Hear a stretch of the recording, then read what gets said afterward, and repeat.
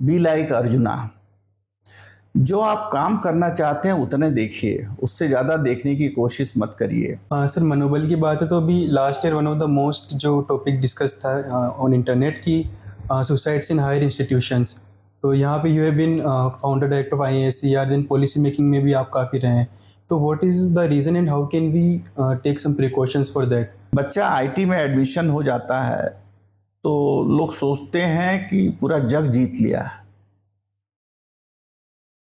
ऐसा होता नहीं है। वैसे कई लोग आईटी में एडमिशन लिए, उसके that's too small thing. Even आप बीटेक भी कर लिए, if you don't excel you may get some job, but आप क्या खुश रहेंगे, सेटिस्फाइड रहेंगे? सर, एक परिवर्तन जो मैं देख रहा हूँ कि there is often temptation on social media to link every science discovery to Veda and Puranas. Sir, मन में एक प्रश्न आया है कि मतलब जैसे यू आर प्रोफेसर, तो कई बार आप जब प्रॉब्लम्स ढूंढते होंगे काम करने के लिए, रिसर्च के लिए, तो कभी ऐसा हुआ है कि 2-3 साल तक आपने किसी प्रॉब्लम पे काम किया और कोई रिजल्ट ही ना निकले हो, या फिर ऐसा कुछ? बहुत कॉमन है कि जब भी आप रिसर्च करते हैं, अगर आप 50 प्रॉब्लम लेते हैं तो सिर्फ 2-4 में ही पॉजिटिव रिजल्ट मिलते हैं। Sir, what is the fuel, what makes you keep going? अभी आप 64 के, लेकिन लगते नहीं है। नहीं, in fact in September I will be 65। Okay. मेरा यह है कि मैं भले अंदर से दुखित हूँ, लेकिन मैं खुश रहना चाहता हूँ। और मेरा हमेशा से, अपने खुश रहूँ या न रहूँ, मैं हमेशा चाहता हूँ दूसरे खुश रहें।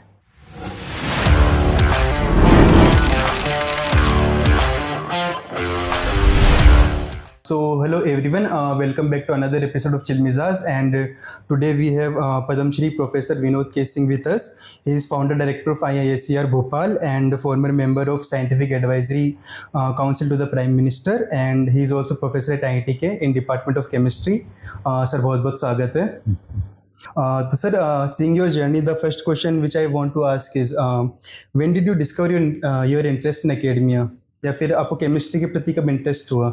एक्चुअली ये बहुत ही डिफ़िकल्ट क्वेश्चन है, क्योंकि आई grew up in A village. मैं गांव में पैदा हुआ, गांव में पढ़ाई हुई, तो वहाँ कुछ पता नहीं होता था क्या पढ़ना है, और किसी सब्जेक्ट के बारे में कोई जानकारी नहीं थी। बीएससी किया आजमगढ़ से, तो डीएवी कॉलेज में पढ़ा, फिर बीएचयू में अप्लाई किया मास्टर्स के लिए, तो वहाँ मेरा एडमिशन केमिस्ट्री में हो गया। और केमिस्ट्री मुझे बहुत पसंद नहीं थी बीएससी में। कभी मुझे पता नहीं था कि मेरा करियर केमिस्ट्री होगा और इसी रोजी रोटी का सोर्स केमिस्ट्री हो गए। तो मैं केमिस्ट्री में एडमिशन मिल गया, तो मैं बीएचयू ज्वाइन कर लिया, और केमिस्ट्री एमएससी पास करने के बाद मुझे CSIR स्कॉलरशिप मिल गई थी। और चूँकि न तो मुझे हिंदी आती थी न अंग्रेजी आती थी उस समय, भोजपुरी बोलने में ग्रो अप किया, तो उस समय टीचर्स को आश्चर्य हुआ कि मुझे CSIR स्कॉलरशिप मिली है, क्योंकि मैं क्लास में क्वेश्चन भी नहीं पूछता था, खड़ा नहीं होता था, क्योंकि अंग्रेजी बोलना होता है तो सब। और then I was looking for a job, कि कुछ जॉब मिल जाए कुछ। तो जब CSIR स्कॉलरशिप मिल गई, that was like a job. 600 रुपये महीने स्कॉलरशिप। तो फिर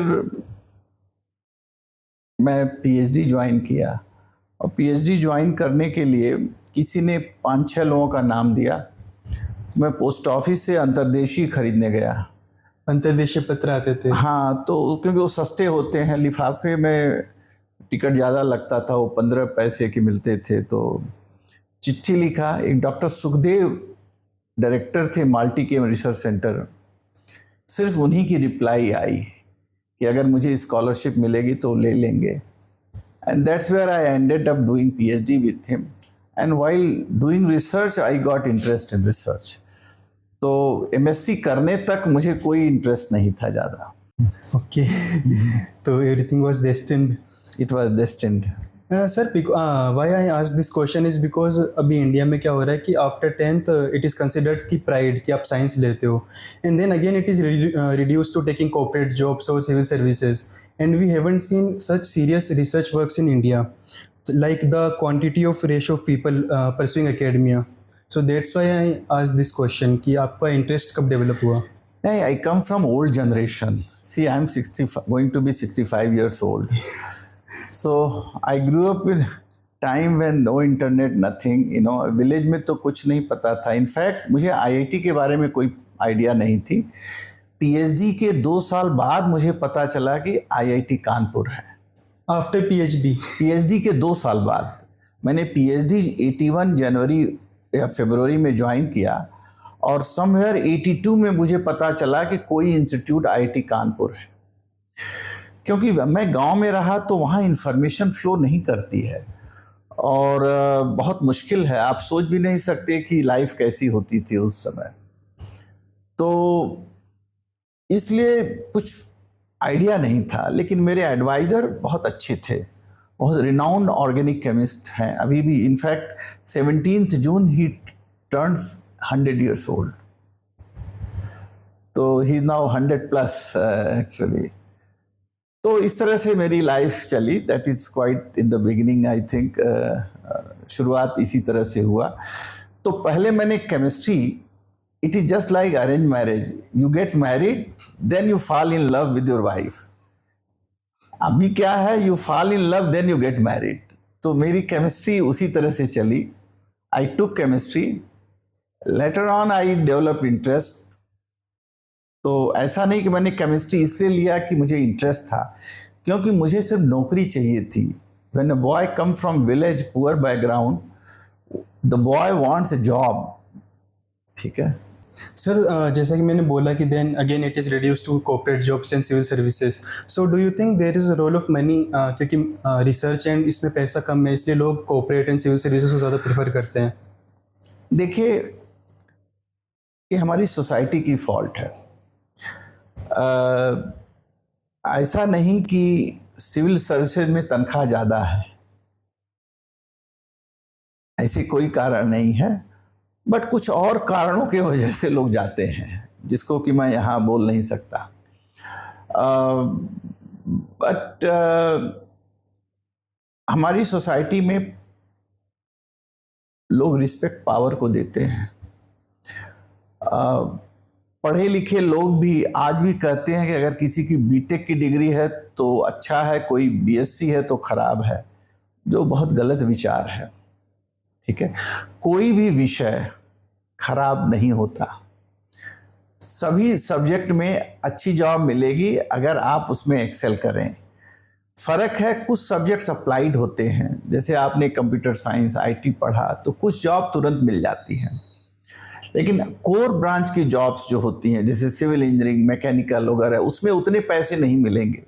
ठीक है, तो पॉइंट लाइफ का अलग है कि अगर आप कोई काम अपने पैशन के लिए करना चाहते हैं या पैसे के लिए करना चाहते हैं, तो उसमें थोड़ा सबके थॉट प्रोसेस अलग है. मैं दूसरी तरह का शुरू से रहा. मेरी प्रायोरिटी मेरा वर्क रहा. Money had never been priority in my life. Okay sir, जैसा कि आपने बताया कि आप काफ़ी एक गांव से आते हैं, and few days back I was seeing a picture on Instagram जब फर्स्ट कंप्यूटर IIT कानपुर आया था, द IBM 1620. तो उसकी पिक्स में देख रहा था कैसे बुलक कार्ट पे वो आया था, and today we have this device जिसमें वी हैव एवरीथिंग.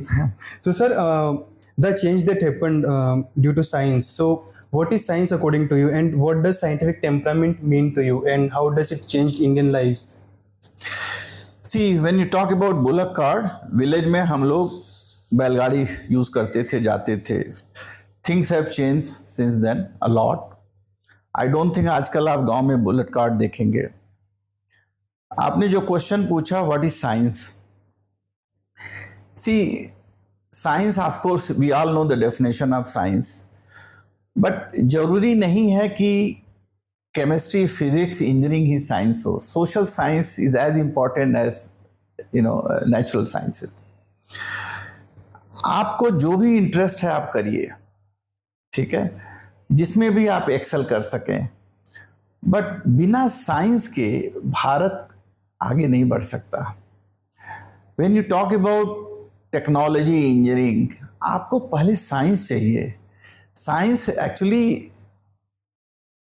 इस नेम ऑफ साइंस इस kind of semantics. Engineering is also science, ठीक है। तो हमें नहीं लगता कि हमको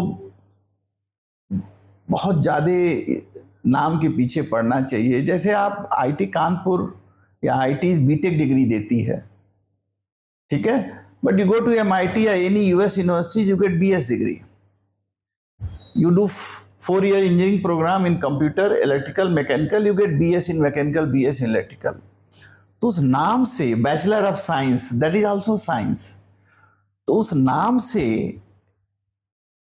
ऐसा नहीं है कि you are lesser important than if you have a BTech degree. हाँ सर, मेरी डिग्री का नाम भी बीएस है, BS economics. So yeah, exactly.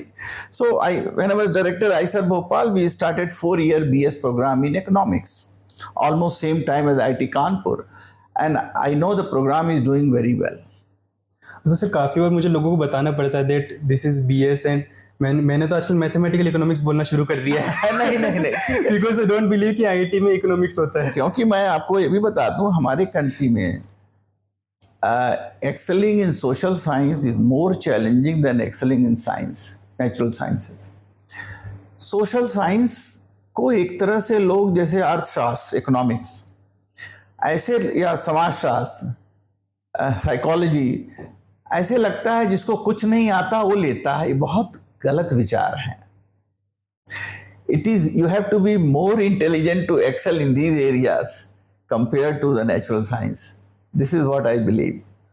Sir जैसा कि आपने बताया कि IISER के फाउंडिंग डायरेक्टर हैं, तो आपके टाइम पे और अभी के टाइम पे क्या डिफरेंसेस है वर्क एंड कल्चर में इन अकेडमिया? सिंस आपने स्क्रैच से एक इंस्टीट्यूट बनाया भी है, तो आपने क्या चीज़ें ध्यान में रखी जब आप वो इंस्टीट्यूट बना रहे थे तब? देखिए, दो चीज़ें बहुत इम्पॉर्टेंट हैं। एक तो to get quality faculty, we should not compromise in hiring faculty. Institution building brick से नहीं बनता, वो तो रहेगा ही रहेगा, बट जो आदमी होते हैं हमारे स्टूडेंट और फैकल्टी बहुत इम्पॉर्टेंट है। स्टूडेंट्स तो हम लोग थ्रू, हमारा फिल्टर बहुत ज़्यादा है, तो स्टूडेंट तो सभी अच्छे आते हैं।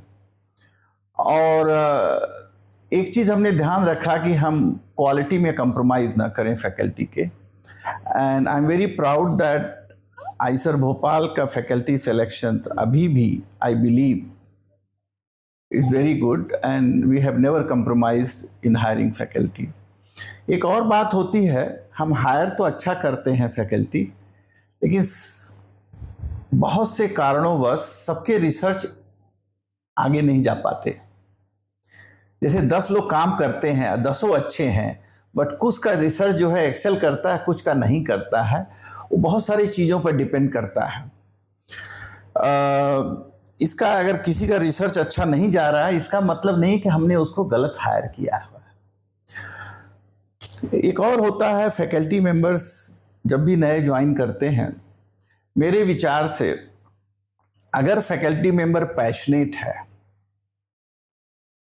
तो he will be able to achieve some good result in research. अब पैशन, जो साइंस की बात हम करते हैं, it is not 9 to 5 job, it is not 5 days week, it is 7 days round the clock, no holiday, no vacation.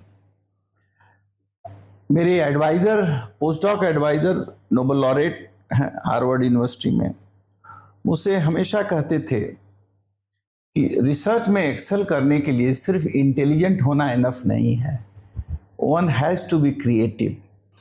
तो intelligentsia और creativity दोनों मिलेगा तभी आप उसमें एक्सेल करेंगे। दोनों के साथ साथ आपको समय भी देना है।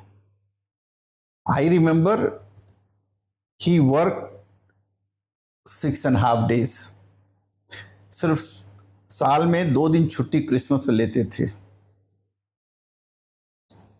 ऐसा नहीं, he is very intelligent, very creative, but अगर आप समय नहीं देंगे किसी काम पर, तो आपका जो भी अचीव करना चाहते हैं नहीं कर पाएंगे। ओके सर, जैसा कि आपने बताया कि we try to hire the best faculty and all, but sir I personally think that our country has great potential, but we are still unable to clock the brain drain yet, जो हमारे bright minds बाहर जाते हैं। देखिए, आप हमेशा पहले उसकी जड़ पर जाइए कि बाहर आदमी क्यों जाता है। मेरा ये मानना है कि सिर्फ पैसे के लिए बाहर आदमी नहीं जाता, ठीक है।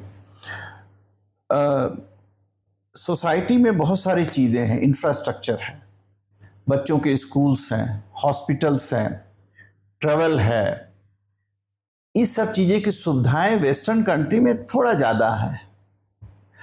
हम अभी इम्प्रूव कर रहे हैं, बट वहाँ तक अभी नहीं पहुँचे हैं।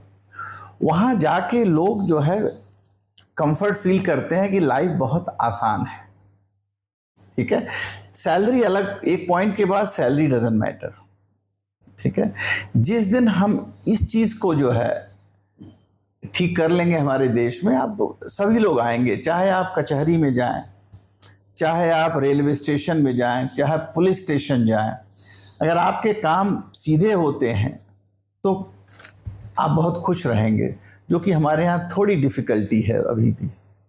Okay sir, do you believe that इसमें थोड़ा पॉलिटिकल इन्फ्लुएंस है and the money which you are putting into science and technology? देखिए, पॉलिटिकल इन्फ्लुएंस, जब भी हम पैसा गवर्नमेंट से लेंगे तो इन्फ्लुएंस तो रहेगा ही रहेगा। वो इन्फ्लुएंस पॉजिटिव भी हो सकता है, नेगेटिव हो सकता है, ये डिपेंड करता है कौन ऊपर बैठा है। बट मुझे नहीं लगता, मैं 10.5 साल के आसपास डायरेक्टर रहा हूं, मेरे पर कोई पॉलिटिकल इन्फ्लुएंस नहीं था। बहुत लोग पॉलिटिकल इन्फ्लुएंस के पीछे छुपते हैं, ठीक है। कभी भी कोई पॉलिटिकल आदमी आपको प्रेशराइज नहीं करता कि ये काम करिए। वो पब्लिक फिगर है, उनके पास सिफारिश आती है तो भी फोन उठा के आपसे कह देते हैं। अगर आप फियर में कोई गलत काम करते हैं तो ये आपकी गलती है।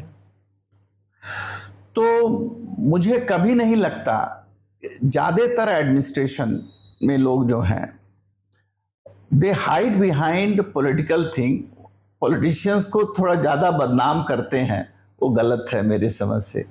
आप वही काम करिए जो सही है, कुछ नहीं होगा। Sir, in the starting phase of your career आप एकेडमिया में थे, then later on you also moved on into administration. तो जो एडमिनिस्ट्रेटिव पार्ट था, जहाँ पे first you served as founding director of IISER, जहाँ पे you managed everything, then you also land up being scientific advisor of the prime minister. तो उस experience के बारे में थोड़ा सा बताइए, द ट्रांजिशन। हाँ, नहीं, मैं I was professor here and I was highly frustrated here because the infrastructure was very poor in IIT Kanpur. In IIT Kanpur. The whole country, not only Kanpur, the whole country, because I joined in 90. And those days we did not have much money. So I will not blame institute or anyone. Country didn't have much money to spend on research. तो 9 साल तक basically I was highly frustrated. तो मैं हमेशा सोचता था कि maybe it is good to have institute which can be governed by people, and उस समय मुझे हमेशा लगता था कि क्या पैसे की कमी से इंस्टीट्यूशन नहीं चलते हैं या वो कारण है।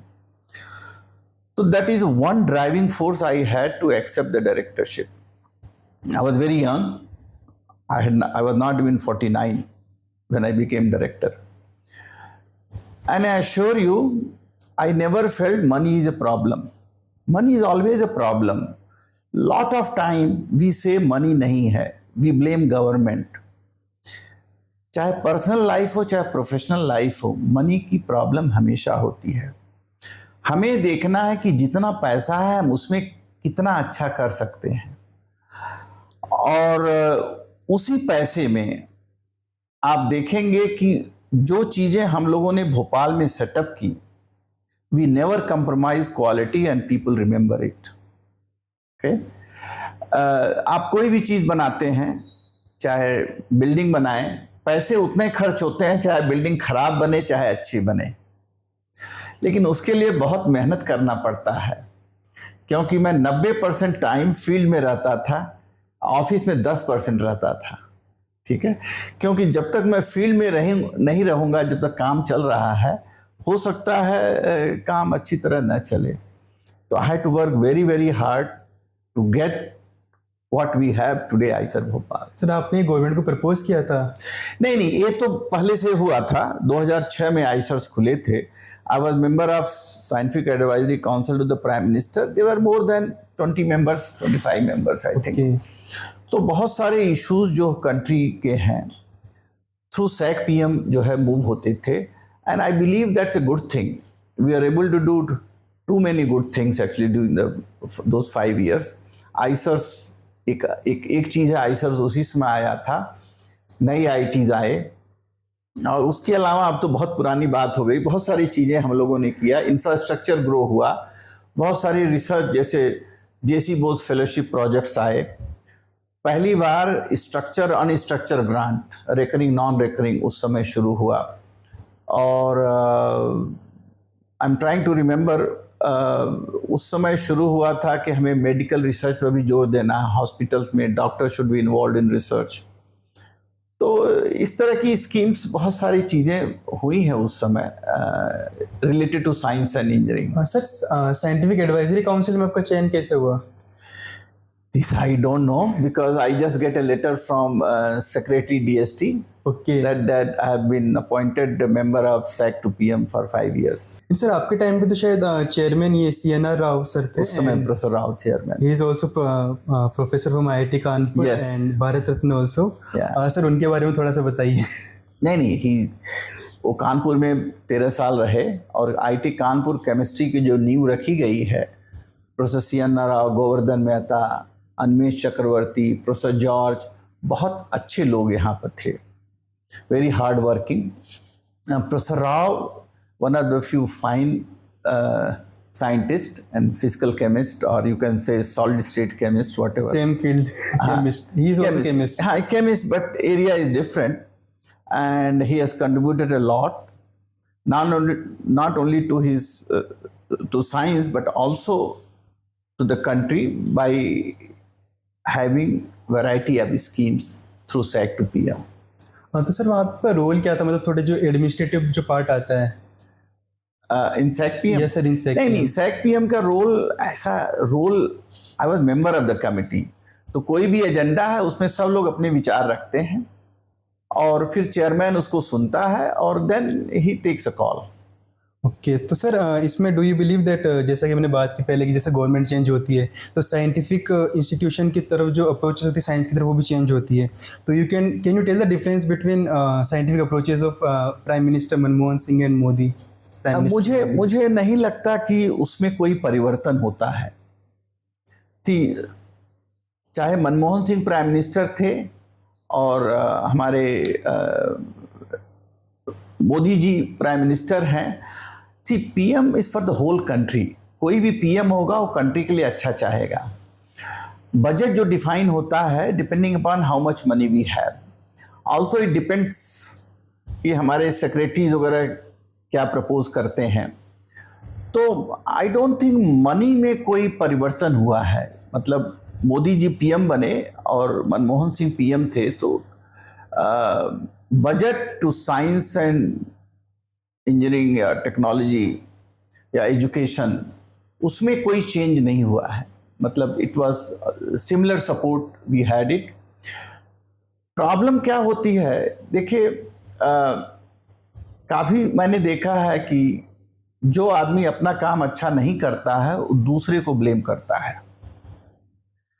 मुझे आप डायरेक्टर वाइस चांसलर बनाए और मैं अच्छा काम नहीं करूं और ब्लेम गवर्नमेंट को करूं, तो सबसे इम्पॉर्टेंट चीज़ है कि हमें कॉम्पिटेंट आदमी को higher up positions director vice chancellor बनाना चाहिए, जिसके अंदर कॉम्पिटेंस हो, जो अच्छा काम करे।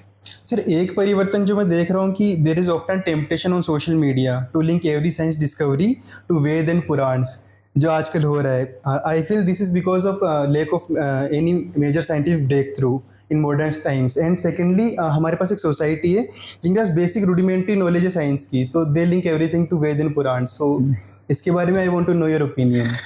देखिए, इसके बारे में मैं क्या ओपिनियन करूं। मैं भी बचपन में ही गांव में बहुत सारी चीज़ें सुनता हूं, कथा में, रामायण में बहुत सारी सुनते हैं। एंड नॉर्मली मैं साइंस में बिलीव करता हूं। जो चीज़ें साइंटिफिकली आप प्रूव करते हैं वो सही है, जो नहीं करते उसके बारे में मैं गलत नहीं कहूँगा, बट मैं बहुत ज़्यादा कमेंट नहीं कर सकता।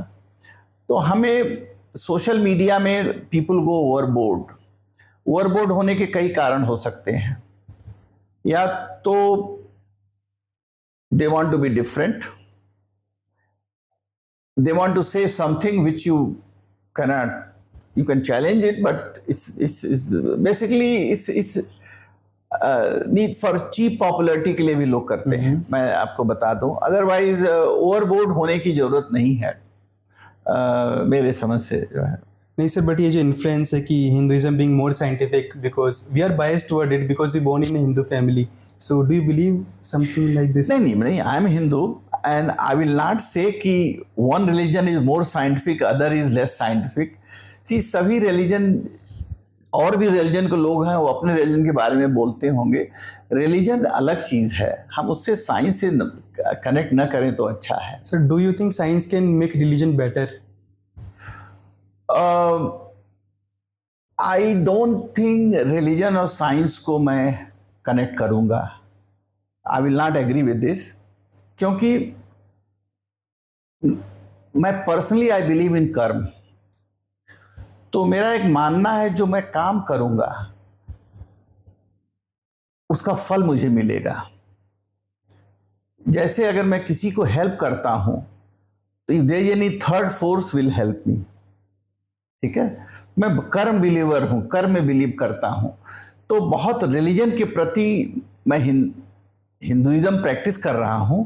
But if you look at, Advani ji एक बार बोले थे, मुझे बहुत अच्छा लगा, Hinduism is a way of life.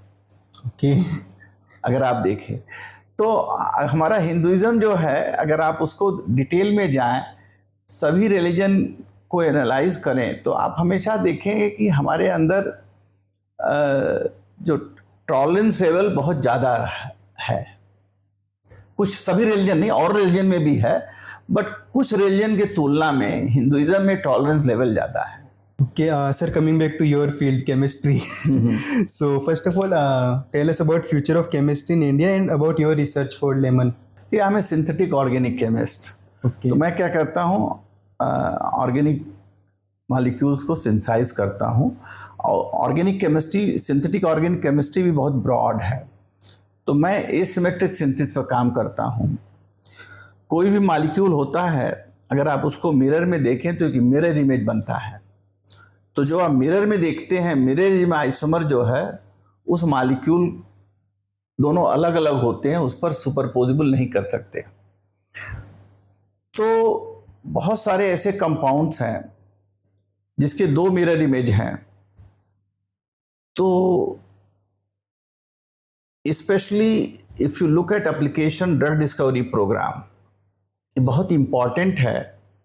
अगर किसी भी मॉलिक्यूल जो ड्रग बना के लिए यूज़ हो रही है, अगर मिरर इमेज आइसोमर उसके लिए सुपर इम्पोजिबल नहीं है, तो इसका मतलब मिरर इमेज आइसोमर हैं, तो हमें दोनों को बनाना पड़ेगा और दिखाना होगा कि कोई साइड इफ़ेक्ट्स नहीं है। क्योंकि अगर दोनों मिल के आप लेंगे, एक तो अच्छा काम कर रहा है, दूसरा साइड इफ़ेक्ट है, तो हमारे शरीर में साइड इफ़ेक्ट होगा। तो जितनी भी ड्रग रेगुलेटरी एजेंसीज़ हैं इसका ध्यान रखती हैं, स्पेशली FDA अमेरिका में या इंडिया में भी, क्योंकि हमारे यहाँ रियल ड्रग डिस्कवरी अभी उतना नहीं है। We are very good in other things, but chiral जब कंपाउंड जिसको बोलते हैं, उसको सिंथेसाइज करने में एनर्जी, टाइम, मनी सब बहुत ज़्यादा लगता है। तो उसी से रिलेटेड मेरा रिसर्च है। और शुरू में तो इंफ्रास्ट्रक्चर अच्छा नहीं था, बाद में इंफ्रास्ट्रक्चर अच्छा हुआ, तो we are able to contribute something. और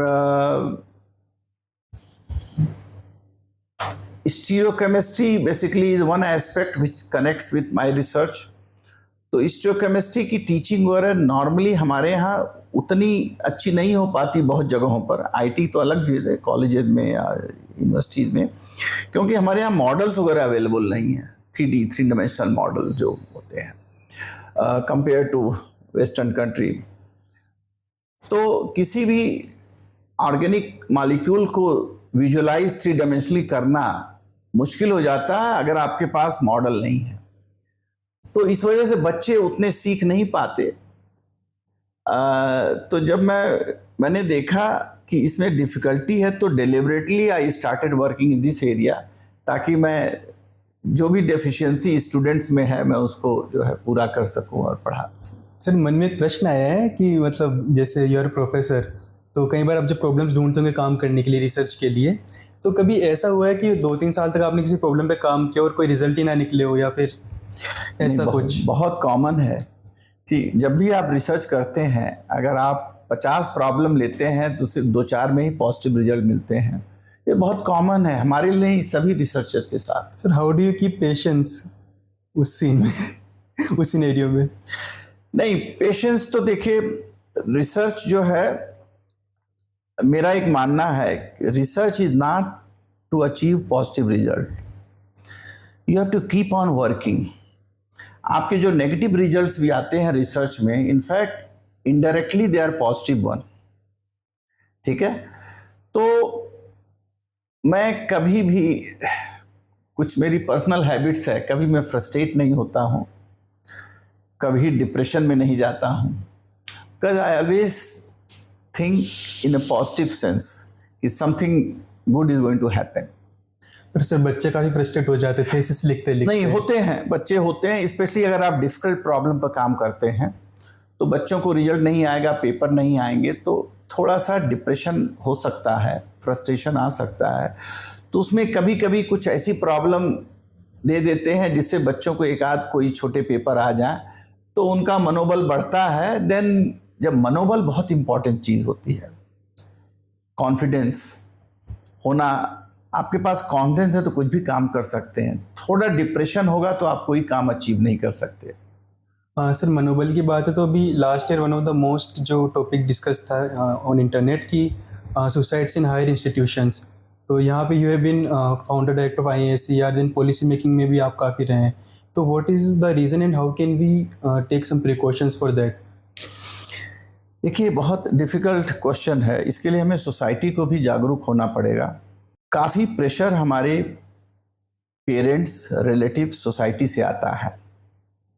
बच्चा IT में एडमिशन हो जाता है तो लोग सोचते हैं कि पूरा जग जीत लिया। ऐसा होता नहीं है वैसे। तो बच्चे को लगता है एक्सपेक्टेशन बहुत है, तो प्रेशर उसका इनडायरेक्ट पड़ता है। और यहाँ भी बच्चे डिफरेंट लेवल के हैं, डिफरेंट ब्रांचेज हैं, कोप अप नहीं कर पाते। और कोप अप क्यों नहीं करते? क्योंकि बच्चे क्लास नहीं अटेंड करते। रात को 2 बजे रात को हॉस्टल में 3 बजे जगेंगे। मेरा मानना है कि अगर आप क्लास नहीं अटेंड करेंगे तो आप अच्छा स्कोर नहीं करेंगे, समझ में नहीं आएगा। जब समझ में नहीं आएगा, ग्रेड खराब होगा तो डिप्रेशन में जा सकते हैं। तो मैं हमेशा स्टूडेंट्स को बोलता हूँ कि क्लास कभी बंक नहीं करना चाहिए। 100% अटेंडेंस बहुत ज़रूरी है, स्टूडेंट्स को क्लास अटेंड करना चाहिए मेरे समझ से। एक तो ये कारण है। दूसरा कारण, बहुत सारे कारण पर्सनल रीजंस भी हो सकते हैं हर स्टूडेंट्स के अपने। सर, मैं आपकी जो जर्नी देख रहा था, मतलब वही जो आपने कहा कि IIT में आती जंग जीत ली है, या फिर जो एक्सपेक्टेशंस होती है, फिर यहाँ पे आके पता चलता है कि ओके अभी there is lot more to do, काफ़ी हार्ड वर्क अभी भी करना है। तो success is a long term game and step by step every day you have to fight a new battle. Exactly, every day. और even कई लोग IT में एडमिशन लिए, उसके बाद that's too small thing. Even आप बीटेक भी कर लिए, if you don't excel you may get some job, but आप क्या खुश रहेंगे, सेटिस्फाइड रहेंगे?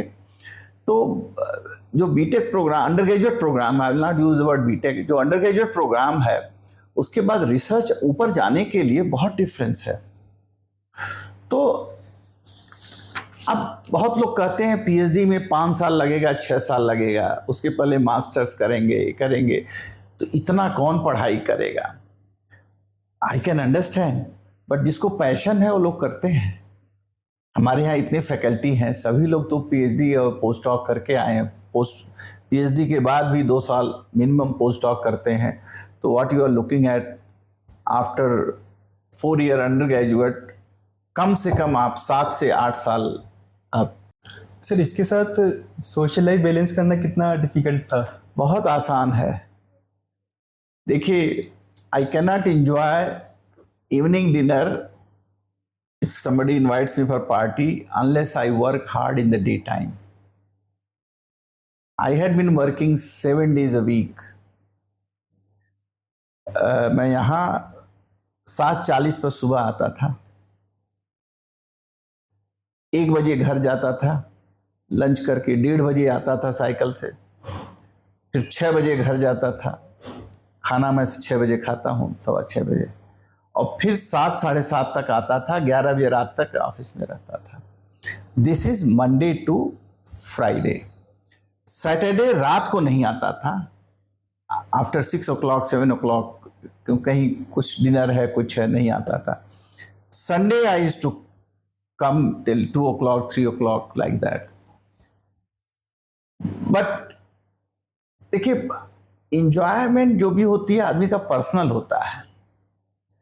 I don't think my work was any hindrance in enjoyment. In fact, मेरा यह है कि अगर आपने मुझे किसी डिनर पे बुलाया है तो मैं वर्क छोड़ करके डिनर जरूर जाऊंगा। वर्क तो कल कर लूंगा, क्योंकि डिनर तो कभी कभी आएगा। तो वर्क तो मैं कंटिन्यूअस कर रहा हूँ। So I don't think it was a hindrance. Sir what is the fuel, what makes you keep going? अभी आप 64 के, लेकिन लगते नहीं है। नहीं, in fact in September I will be 65। Okay. मेरा यह है कि मैं भले अंदर से दुखित हूँ, लेकिन मैं खुश रहना चाहता हूँ। और मेरा हमेशा से, अपने खुश रहूँ या न रहूँ, मैं हमेशा चाहता हूँ दूसरे खुश रहें। जिनसे भी इंटरेक्ट करूँ, चाहे फ्रेंड्स हों, चाहे कहीं कोलीग हों, या बाहर ट्रेवल कर रहा हूँ, किसी मीटिंग में हूँ, तो मैं चाहूँगा ज़्यादा से ज़्यादा लोग खुश रहें। जो आदमी हंसता है जरूरी नहीं है कि वो खुश है। तो ये मेरा हमेशा से शुरू से रहा है नेचर कि जैसे राज कपूर की मूवी नहीं होती, तो आप सबको खुश रखिए। I think that is very very important. Raj Kapoor की मूवी, सर मूवीज देखते हैं आप? मूवी देखता हूँ, बट राज कपूर तो बहुत पुरानी मूवीज हो गई। सर मैंने सारी मूवीज देखी है उनकी। अच्छा। नहीं, मैंने भी काफी देखी है, बट याद नहीं, मुझे कुछ याद नहीं रहता है। मेरा नाम जोकर, हाँ नहीं, वो तो बहुत पुरानी मूवी में देखा है। तो sir what you love to do in leisure time other than work? I don't have any hobby, my work is hobby. जो भी जिम्मेदारी मुझे दी जाती है, आई वर्क। आजकल मैं रात में नहीं आता हूँ, तो घर से काम करता हूँ। I sleep 11:30 12। तो what I have seen is, जितने भी लोगों का मैंने इंटरव्यू लिया है, कि जब लोग काफ़ी ज़्यादा ऊपर जाते हैं, ऊपर सीढ़ियाँ चढ़ते हैं, तो काफ़ी अकेले होते जाते हैं। तो is it the case with you? नहीं, मैं अकेले, ऐसे तो हर आदमी अकेले है, बट मैं जहाँ रहता हूँ I have people, I am a social person, तो मुझे वो दिक्कत तो नहीं होती है। I like to bind people. मेरा एक हमेशा से मानना है कि रिलेशनशिप बहुत इंपॉर्टेंट होती है। कोई भी रिलेशन बनाने में बहुत समय लगता है, बिगाड़ने में बहुत कम समय लगता है। तो किसी को रिलेशंस को बिगाड़ना नहीं चाहिए, कुछ हो तो सह लेना चाहिए। तो अगर मुझे कुछ कहे भी कोई, तो मैं किसी से नाराज नहीं होता। कोई मुझे थप्पड़ भी मारे या मुझे डिनर बुलाए, मैं चला जाऊंगा उसके घर। तो मेरा डिफरेंट थॉट प्रोसेस है। ओके। तो सर यहाँ से what are your future plans? अभी इज स्टिल समथिंग लेफ्ट? नहीं, I am involved actually in lot of things. Of course research, academics and teaching which is going on. इसके अलावा बहुत सारी चीज़ें हैं जिसमें मैं इन्वॉल्व हूँ, in connection with mostly professional activities, governance activities, in the form of chairman of the committee, chairman of the board, and things like that. Okay, sir. On the ending note, I would love if you can share some of the advices for youth and students. मैं एक advice students को हमेशा देना चाहता हूँ कि focus रहना बहुत ही इम्पॉर्टेंट है. I always tell, be like Arjuna. जो आप काम करना चाहते हैं उतने देखिए, उससे ज़्यादा देखने की कोशिश मत करिए. B critical. कोई चीज़ खराब है तो उसको अच्छा मत बोलिए. आप भी बोलिए बहुत अच्छी नहीं है, भाषा को चेंज कर सकते हैं. और मेहनत बहुत इम्पॉर्टेंट चीज़ है. हार्ड वर्क से आप कुछ भी अचीव कर सकते हैं. और जो भी जिम्मेदारी जाए, वन शुड पुट इन 100%. बहुत लोग शॉर्टकट लेते हैं. शॉर्टकट लाइफ में कभी नहीं लेना चाहिए, ठीक है. और discipline is very very important. Punctuality is very very important. I don't like people who come or do things late. आपने कोई रिस्पॉन्सिबिलिटी एक्सेप्ट किया है तो उसको पूरा करिए. जैसे बहुत लोग एक्सेप्ट किए, I want to be member of this committee या चेयरमैन कमिटी, और मीटिंग अटेंड नहीं करेंगे. ऐसे लोगों को मैं लाइक नहीं करता. या तो आप एक्सेप्ट मत करिए, एक्सेप्ट करिए तो try to give as much as possible. 100% तो मुश्किल होता है, एज मच एज पॉसिबल. क्योंकि हर चीज़ में आप देश सेवा लगी हुई है. देखिए अभी तो as I said, I am retiring. अब मैं क्या कर सकता हूँ? अगर मेरी जो एक्सपीरियंसेस हैं कहीं अगर काम आ जाएं, अगर वो देश के लिए बहुत अच्छा है, ठीक है. तो ये चीज़ मैं कहूँगा कि बहुत ही इम्पोर्टेंट है. Okay, sir. Thank you so much for coming and sharing your learnings and advices. Thank you so much. Thank you, sir. Pleasure.